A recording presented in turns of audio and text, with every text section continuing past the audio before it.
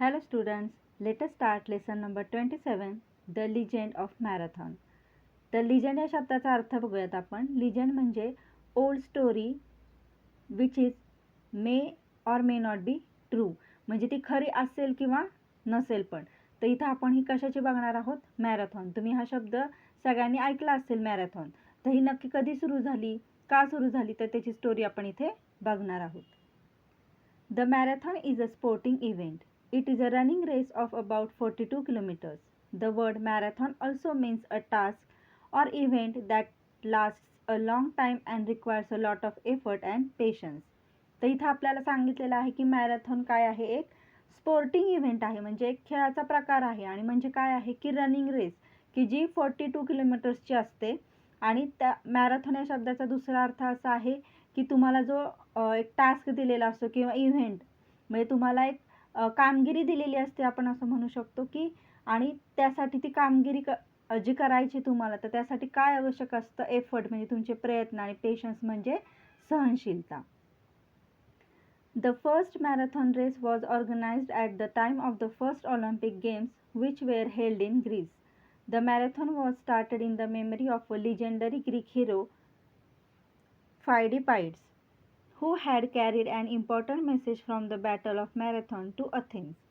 Given below is the story of his famous run from Marathon to Athens. We do not know whether the story is historically accurate, but it has inspired many generations of sportsmen. आता इथं आपल्याला सांगितलेलं आहे की जी first Olympic games होत्या तर त्या कुठे घेतलेल्या गेल्या होत्या? ग्रीस या देशामध्ये. आणि ते जे आहे ते कशासाठी घेतली होती?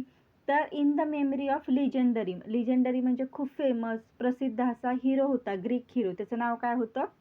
फायडिपाइड्स. तर तो कोण होता किंवा त्यानं काय केलं होतं? तर त्यानं एक इम्पॉर्टंट मेसेज जो होता की फ्रॉम द बॅटल म्हणजे आपण त्याला वॉर म्हणतो, युद्ध, की त्या युद्धाच्या वेळेचा जो मेसेज होता तो अथेन्समध्ये पोचवलेला होता. आणि ही स्टोरी आपण बघणार आहे की तो नक्की काय मेसेज होता आणि कशासाठी होता. आणि इथं असं पण सांगितलेलं आहे की हिस्टॉरिकली ॲक्युरेट म्हणजे खरंच इतिहासात असं घडलं आहे आपण असं म्हणू शकत नाही, पण घडलं असलं नसलं तरी या स्टोरीनं खूप जणांना इन्स्पायर केलेलं आहे, बऱ्याच जणांना प्रोत्साहन दिलेलं आहे, स्पोर्ट्समन म्हणजे जे खेळाडू आहेत त्यांना. About 2500 years ago, Persia was a mighty kingdom. Their large army had landed in the bay near the town of Marathon. Their target was Athens, a city-state in Greece. Athens had a small army compared to the Persian one, but the Athenian soldiers were very brave. They had faced the Persians before, but they needed help from other Greek kingdoms now. They decided to send a special messenger to the neighboring kingdom of Sparta. His name was Phidippides. तर 2500 years ago काय झालं होतं तेव्हा की एक kingdom होतं. Kingdom म्हणजे राज्य, म्हणजे जवळजवळ 2500 आपण म्हणू शकतो की तेव्हा 2500 वर्षापूर्वी पर्शिया नावाचं एक मायटी म्हणजे खूप बलवान ताकदवान असं एक राज्य होतं. आणि त्यांची जी आर्मी होती, सैन्य होतं, तर ते मॅरेथॉन जे आहे शहर, तर तिथं उतरलेलं होतं. इन द बे म्हणजे काय? A part of the coast where the land goes into a form of a curve. म्हणजे थोडक्यात आपण म्हणू शकतो की खाडीसारखा एक परिसर, की तिथं ते सैन्य त्यांचं उतरलेलं होतं. आणि कशासाठी? तर अथेन्सवर त्यांना हल्ला करायचा होता. आणि अथेन्स कुठे होतं? ग्रीसमध्ये होतं. आणि आता अथेन्सकडं सैन्य होतं, पण पर्शिया या किंगडम बरोबर जर तुलना केली तर त्यांचं ते अथेन्सकडे स्मॉल आर्मी होती, म्हणजेच काय, कमी सैन्य होतं. पण ते कसे होते? Very brave. आणि त्यांनी अगोदर पण पर्शियन्स बरोबर युद्ध केलेलं होतं, पण आता त्यांना अजून थोडीशी हेल्प हवी होती. म्हणून त्यांनी काय केलेलं आहे? एक स्पेशल मेसेंजर, म्हणजे तो मेसेज घेऊन जाणारा मेसेंजर, तर त्यांनी नेबरिंग किंगडममध्ये पाठवायचं ठरवलेलं आहे. आणि ते कोणतं राज्य होतं? तर स्पार्टा. आणि त्या मेसेंजरचं नाव होतं फायडिपाइड्स. Phidippides was a young man who served as a day-long runner. He ran to Sparta like the wind. He covered the distance of nearly 100 kilometers in a day.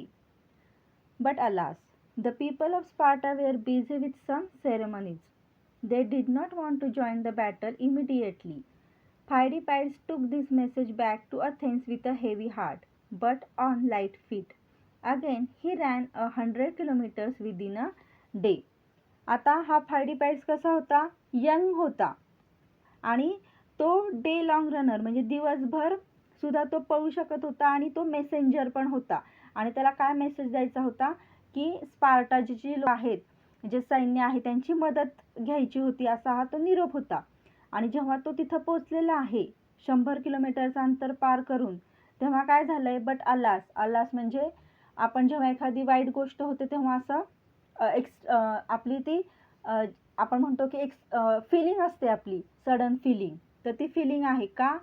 तर ते स्पार्टाच्या लोकांनी नकार दिलेला आहे अथेन्सची मदत करायला. का? तर ते खूप बिझी होते सेरेमनीज म्हणजे त्यांच्या समारंभामध्ये ते बिझी होते, त्याच्यामुळे त्यांना लगेच या युद्धात भाग घ्यायचा नव्हता. मग त्या फायडीपाइड्सला वाईट वाटलेलं आहे. हेवी हार्ट म्हणजे काय? वाईट वाटलेलं आहे. आणि तो आता हा मेसेज घेऊन अथेन्सला चाललेला आहे. पण कसा चाललेला आहे? On light feet. म्हणजे इथं म्हणायचं की खूप तो जोरात पळत चाललाय किंवा त्यांना आपला वेग कमी होऊन नाहीये दिलेला. तो निराश झाला तरी त्यांना त्याचा वेग कमी होऊन दिलेला नाही आणि परत त्यांना 100 किलोमीटरचं अंतर पार करून अथेन्सला आलेला आहे. When the generals of Athens heard the cold Spartan response, they did not lose heart. They were ready to fight on their own. The Persian army was watching Athens like a cat watches a mouse hole. So they decided to launch a surprise attack on the Persians.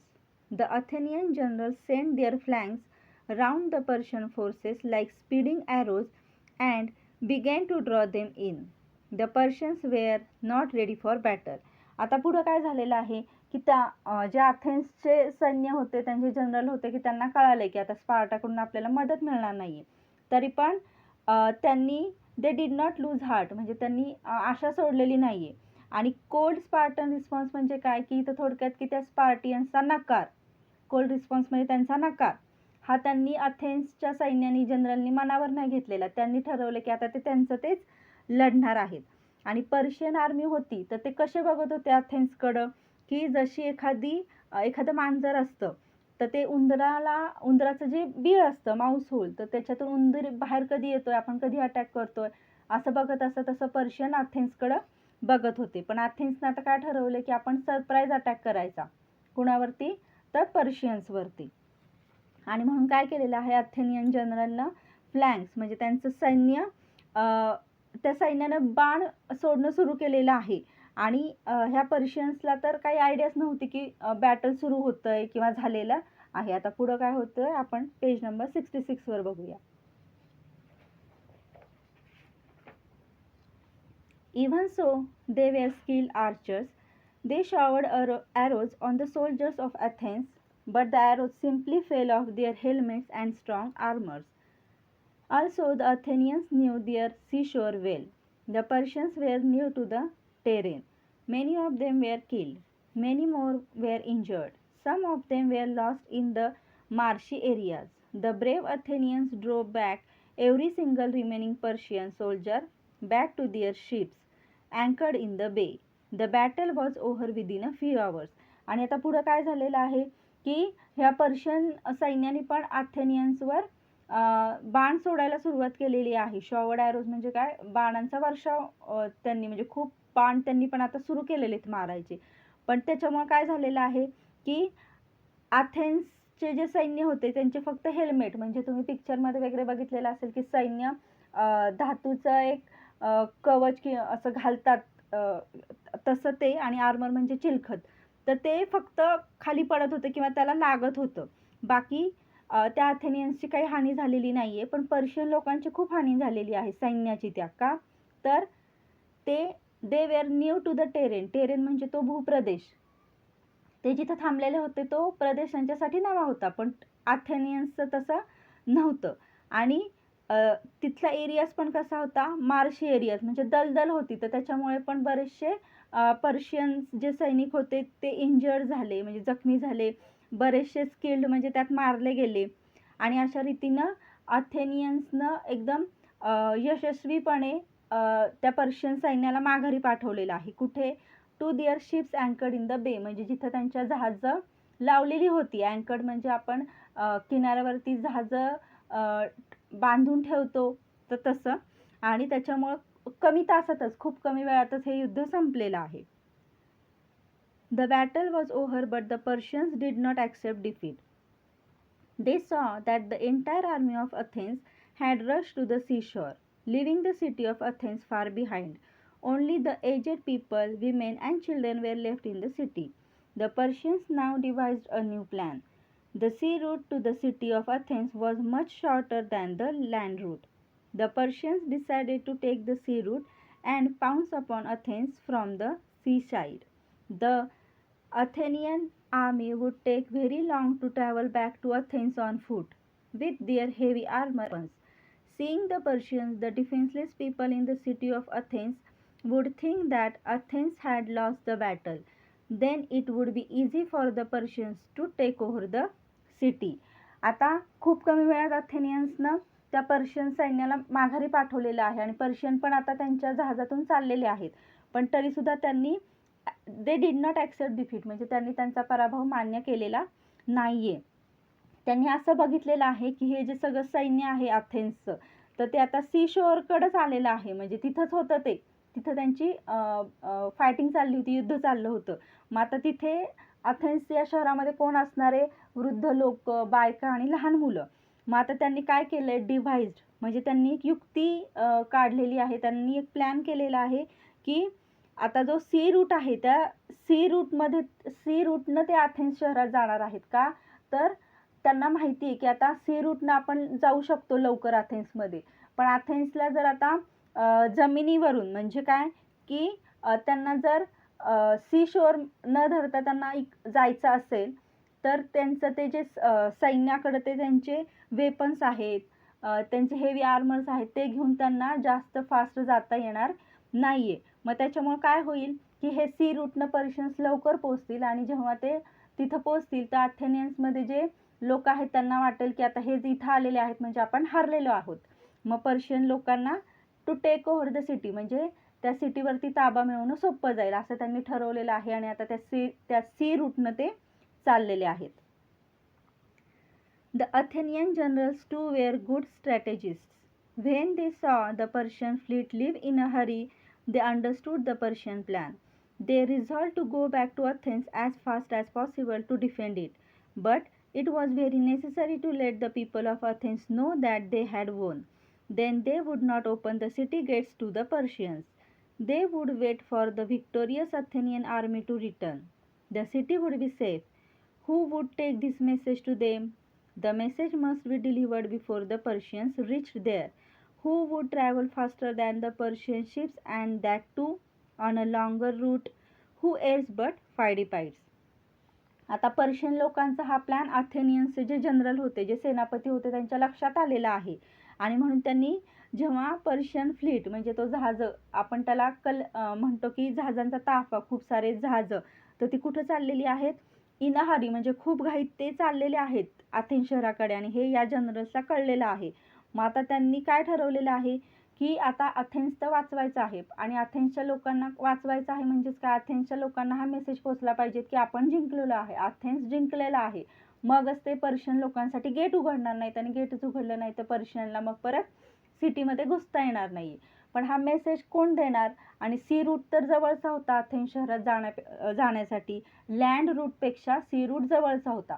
मग आता त्यांच्याही पेक्षा लवकर पोचायचं म्हटल्यावर message देणारा कोणीतरी हवा आहे. मग आता त्यांना कोण आठवलेला आहे किंवा कोण आहे आता तो? तर तो आहे फक्त फायडिपाइड्स. नाव let us see page number 67. Pheidippides had already completed a run of more than 200 kilometers just the day before. But he was a brave young man. He would do anything for his state. Also, this time he was to carry a happy message. आणि आता फायडिपाइड्सनं a day before, म्हणजे अगोदरच 200 किलोमीटरचं अंतर पार केलं होतं. तरी पण त्यानं स्वतःच्या राज्यासाठी काही करण्याची तयारी केलेली आहे. आणि यावेळेसचा मेसेज कसा होता? हॅप्पी मेसेज होता.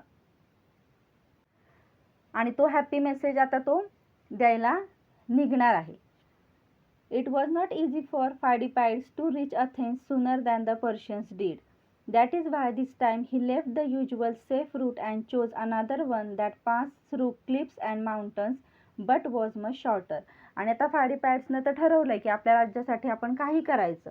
मग आता त्या पर्शियन लोकांपेक्षा कमी वेळात पोहोचायचे. मग त्यानं काय केलेलं आहे, चोज अनादर वन, म्हणजे त्यानं आता दुसरा सेफ जो रोड होता तो सोडून दुसरा कुठला तरी रोड घेतला. आणि तो रोड कसा होता, कुठून जात होता तर थ्रू क्लिप्स अँड माउंटन्स, म्हणजे खूप तिथं पर्वत किंवा क्लिप्स म्हणजे मोठी मोठी चढ अशा असतील, तो रोड होता. पण हा रोड कसा होता, मच शॉर्टर, म्हणजे तो कमी वेळात तिथे पोहोचू शकणार होता. Pheidippides scaled the first steep cliff and picked up speed. He had to run more than 40 kilometers. It was very hot. He began to perspire. There were some shady olive trees on one side of the road, but Pheidippides could not wait, could not rest. He just ran on and on. His heart began to beat faster. He became weak and with hunger and thirst, but he did not stop. आणि आता काय झालेलं आहे, Pheidippides scaled म्हणजे त्यानं अंतर पार केलेलं आहे. आणि ते कसं होतं, स्टीप क्लिफ म्हणजे मोठे चढ त्यानं पार केलेले आहेत. आणि आता त्यानं स्पीड घेतलेलं आहे, तरी पण त्याला अजून 40 किलोमीटर्स धावायचं होतं. आणि आता खूप धावल्यामुळे तो काय झालेला आहे, बिगेन टू पर्स्पायर, म्हणजे त्याला खूप घाम यायला लागलेला आहे. आणि इट वॉज व्हेरी हॉट. तुम्हाला माहिती की खूप गरम होत असलं की आपल्याला पण खूप घाम येतो. तर तो तर पळत होता आणि त्याला आता ऑलिव्ह ट्रीज दिसलेले आहेत, शेडी ऑलिव्ह ट्रीज, म्हणजे थोडं तो सावलीसाठी थांबू शकत होता. पण तो थांबलेला नाहीये. तो खूप दमलेला होता तरी तो थांबलेला नाहीये. त्याला खूप पळून त्रास होत होता. He became weak with hunger, की त्याला खूप भूक पण लागलेली होती. थर्स्ट म्हणजे तहान पण लागलेली होती. पण याचा त्यानं कशाचाही विचार केलेला नाहीये. He continue to run. At last, Pheidippides came within sight of the city gates of Athens. He was successful in his mission. He had reached before the Persians. आणि आता अशा रीतीनं त्याला सिटी गेट्स म्हणजे अथेन्सचं सिटी गेट दिसलेलं आहे. आणि आता तो खूप हॅप्पी झालेला आहे की बरं झालं आपण पर्शियन लोकांच्या अगोदर इथं पोचलेलो आहोत. The people of Athens threw open the gates to Pheidippides. आणि आता त्या अथेन्सच्या लोकांना फिडीपाइडसाठी गेट उघडलेलं आहे. What happen Pheidippides, do you bring good news or. मग त्यांनी विचारलेलं फायडीपाइड्सला की काय झालंय, तू कोणता मेसेज आणलाय, चांगला आहे का वाईट आहे, म्हणजेच काय आपण जिंकलोय का हरलोय हे त्यांना विचारायचं. Yes yes, joy to you, we won we won. As soon as Pheidippides had delivered this message he collapsed, never to rise again. He had laid down his life in the service of Athens. आणि तो म्हटलेला आहे हो हो आपण जिंकलेलो आहोत. आणि एवढं बोलून तो कोलॅप्स म्हणजे पडलेला आहे. आणि कशा पडलेला आहे म्हणजेच काय, नेवर टू राईज अगेन, कधी न उठण्यासाठी, म्हणजे त्याची आता डेथ झालेली आहे. म्हणजे त्यानं स्वतःचा जीव दिलेला आहे आपलं राज्य वाचवण्यासाठी, राज्याला तो महत्त्वाचा मेसेज देण्यासाठी. The story of Pheidippides has inspired the people of Greece for many centuries. His historic run from Marathon to Athens became a legend. आणि या फायडीपाइड्सच्या स्टोरीनं खूप साऱ्या लोकांना ग्रीसमधल्या इन्स्पायर केलेलं आहे, त्यांना प्रोत्साहन दिलेलं आहे. When the Olympic Games were started in Greece, this legendary event was commemorated in the form of the sporting event, the marathon. Today, marathons are arranged in many countries. When you see one or when you are old enough to take part in one, remember the first marathon runner. आता इथं आपल्याला एक नवीन word आहे, तो आहे commemorated. म्हणजे काय, कोणाच्या तरी आठवणी प्रित्यर्थ, आठवणीसाठी. तर या ऑलिम्पिक ज्या गेम होत्या ग्रीसमध्ये सुरू झालेल्या, तर त्या या इव्हेंटसाठी त्या म्हणजे हा जो फिडीपाइड्सने मेसेज दिलेला आहे तो त्यासाठी धावलेला आहे. तर त्या आठवणी प्रित्यर्थ ही मॅरेथॉन आयोजित केली जाते. आणि आज पण खूप साऱ्या कंट्रीजमध्ये ही मॅरेथॉन असते किंवा ते मॅरेथॉन स्पर्धा भरवतात. मग इथं सांगितलेलं आहे की जेव्हा तुम्ही कधीही मॅरेथॉन बघाल किंवा तुम्ही स्वतः भाग घ्याल तर ही गोष्ट नक्की आठवा की ही मॅरेथॉन का सुरू झाली होती, कुणामुळे सुरू झाली होती. तर अशा प्रकारे हा आपण लेसन बघितलेला आहे. आता आपण एक्सरसाइज बघूयात. Show the major events in the story of Pheidippides on the timeline. तर आपल्याला या स्टोरीमधले जे महत्त्वाचे मेजर इव्हेंट्स म्हणजे महत्त्वाचे घटक आहेत, महत्त्वाच्या गोष्टी आहेत, तर या आपल्याला अशा टाइमलाईनमध्ये लिहायच्या आहेत. This is called timeline. In this way, we have finished the lesson and its exercise. Thank you.